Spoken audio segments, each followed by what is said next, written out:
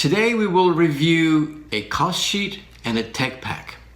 Now, I'll be honest with you, it's not very creative and fun, but it's very important nevertheless, so we have to cover it. Let's start with a cost sheet. What is a cost sheet? Before you can sell your garment to the stores, you must first know how much it costs you to make it.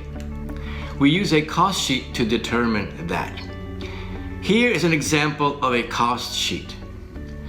A cost sheet is composed of three parts. At the very top is information which is very self-explanatory. It's the date, the style number, the size range, the sample size, the description of the garment, and that's pretty easy to fill in, right?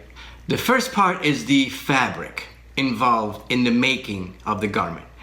And that includes not only the actual fabric, but other items such as lining and facings and interfacing and so on.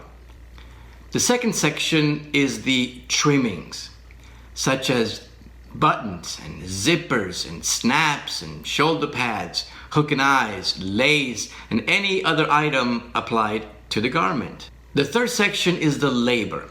Labor meaning the cutting and the sewing of the garment. In other words, how long will it take to make that garment? How many hours, for example? To determine that, you determine how complex it is to make the garment. You look at all the seams involved and every step of the way in the making of the garment, including the grading process. After all this is calculated, obviously you must make a profit. Therefore, we add what is known as a markup. The simplest way to explain to you what a markup is like this. For example, let's say that it costs you $20 to make this garment. You sell it to the store for $40. You made a $20 profit.